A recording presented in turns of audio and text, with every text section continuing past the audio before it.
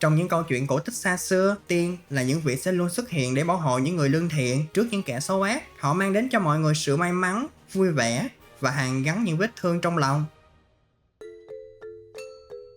Ok, chào mừng mọi người đến với kênh Drampapedia. Rất vui khi được gặp lại mọi người. Mình là Naito, thực tập sinh nghiên cứu về Pokemon. Và đây là cộng sự của mình, Rotom. Hôm nay mình xin gửi đến mọi người video tổng quan về hệ tiên, một hệ cực kỳ hiếm trong thế giới Pokemon. Dù ra mắt muộn nhất, nhưng lại là cái hệ con cưng của Game Freak. Khi mà không ít Pokemon tốt đều có gốc gác là hệ này. Những thông tin sau đây là sự tổng hợp nên không tránh khỏi thiếu sót. Rất mong sẽ được mọi người góp ý ở phần bình luận bên dưới. Đây cũng là lời mời gọi dành cho hơn 88,4% những bạn chưa đăng ký kênh. Hãy nhanh tay đăng ký để không bỏ lỡ những nội dung sắp tới. Không làm mất thêm thời gian nữa. Chúng ta hãy cùng vào xem video thôi nào.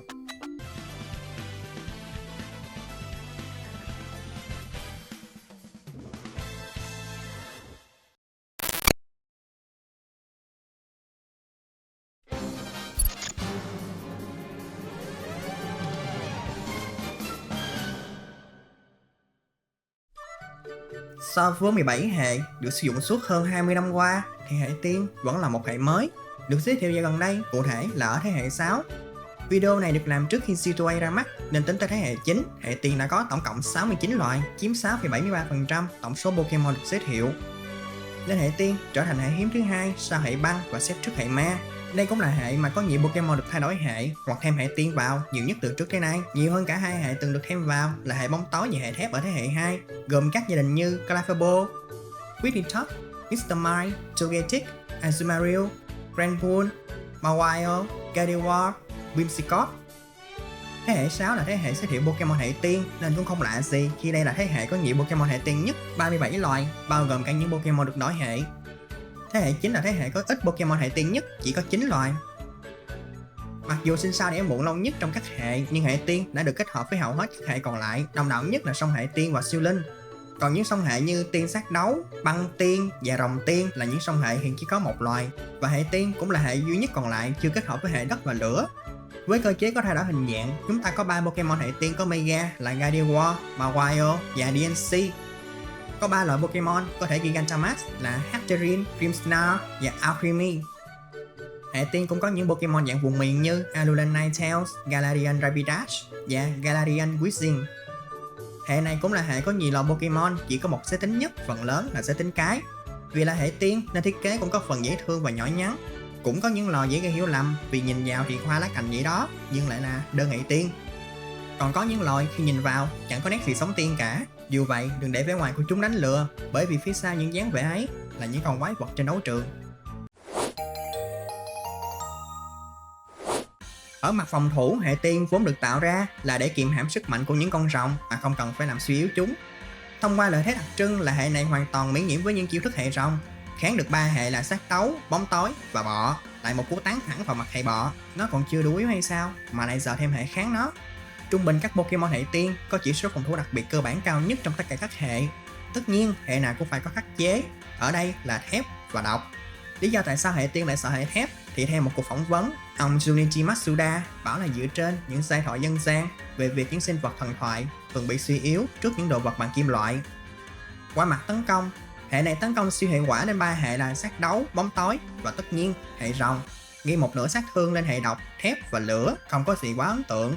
Được cái là vì không bị hệ nào miễn nhiễm nên hệ tiên tha hồ tấn công lên những hệ còn lại. Có một điều thú vị là 3 hệ kháng được hệ tiên thì cũng kháng được cả 2 hệ là cỏ, bọ và điều yếu thế trước hệ đất.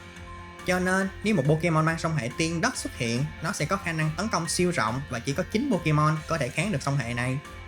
Và hiện tại thì song hệ mạnh nhất của hệ tiên sẽ là hệ tiên thép. Khi này hệ tiên chỉ còn yếu thế trước 2 hệ là đất và lửa. Ngoài miễn nhiễm với hệ rồng ra, nó còn miễn nhiễm luôn cả với hệ độc. Cũng ở thế hệ 6, Pokemon huyền thoại hệ tiên đầu tiên là Xerneas, được người dân Kalos cổ đại tôn sùng nhờ vào vai trò mang tới sự sống của nó. Ở Alola, chúng ta có tứ thần vệ đảo, Tapu Koko, Tapu Lele, Tapu Bulu và Tapu Fini. Tại Galaxia xưa, kiếm vương Zacian cùng với em trai đã đẩy lùi Eternatus bảo vệ vùng đất này khỏi tai ương trong sự kiện ngày đen tối nhất. Du hành về quá khứ Hisui cổ đại hay Sinnoh ngày nay, vị thần mang tới mùa xuân Enamorus, một thành viên của thế lực tự nhiên. Mới nhất thì có Vesan DBT, thành viên của hội Tam Hữu hay hội Tam Đểu, một cách gọi của cô nàng Thăm Mai. Hiện mới chỉ có 2 Pokemon quyền ảo hệ tiên là công chúa đá quý DNC trị vì vương quốc Kim Cương và thống lĩnh bầy Cutbin. Pokemon quyền ảo còn lại do chính con người tạo ra, mà Kina nó có khả năng thấu hiểu cảm xúc của những ai ở xung quanh mình. Những Pokemon nghịch lý có tận 3 Pokemon mang hệ tiên là Screamtail, được cho là tổ tiên của loài Jigglypuff, Flutterman đã được đề cập ở tổng quan hệ ma, và Iron Valiant, một phiên bản kết hợp giữa Gardevoir và Ganley dạng Mega ở tương lai xa xôi.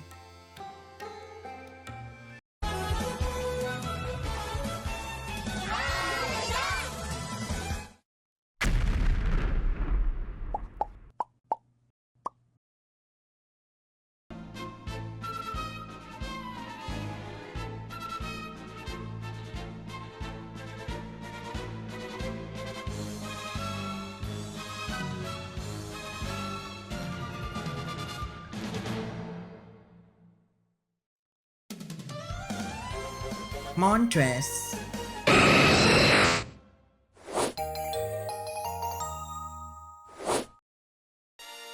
Tính từ thế hệ 6, dù đã thay đổi hệ của một số chiêu thức đi chăng nữa, thì hệ tiên vẫn chỉ mới có 34 chiêu thức, chiếm 3,64%. Do đó hệ tiên có số lượng chiêu thức bằng với hệ bọ và ma, xếp sau hệ băng và trước hệ độc.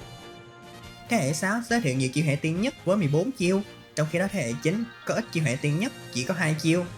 Pokemon của hệ này thật sự không có quá nhiều lựa chọn khi tấn công, đặc biệt là tấn công vật lý, chỉ có 2 chiêu, mà một trong số đó lại là chiêu độc quyền của Grimmsnarl. Còn lại chỉ có đùa nghịch, sức mạnh 90 mà độ chính xác không được 100% nữa. Chiêu này có 10% cơ hội giảm một bậc chỉ số tấn công vật lý của đối thủ. Nếu đánh trúng, với hiệu ứng mai rủi như thế này thì cũng không cần thiết phải xử làm gì, nên cứ cho những Pokemon có đặc tính tận lực sử dụng để nâng sức mạnh thêm 30%. Ở tấn công đặc biệt thì không thể không nhắc tới tiên lực trăng, mạnh hơn đùa nghịch với sức mạnh 95 và có tới 30% khả năng làm giảm chỉ số tấn công đặc biệt của mục tiêu, khiến chiêu này trở thành khắc tinh cho những loại Pokemon nào chuyên tấn công phép. Tấn công nhiều mục tiêu đã có quận sáng phép thuật, sức mạnh yếu hơn chỉ có 80. Yếu hơn nữa thì có nụ hôn hấp thụ, sức mạnh 50, đỏ lại sẽ rút máu của đối phương rồi bơm máu về cho Pokemon thi triển. Đó là 4 chiêu thức thường thấy nhất mà Pokemon hệ tiên có thể tận dụng được nếu muốn tấn công. Chiêu hệ tiên mới nhất được giới thiệu ở thế hệ 9 là thanh âm mị lực. Nếu đối phương tăng chỉ số thì khi bị dính chiêu này không chỉ bị sát thương mà còn bị hỗn loạn.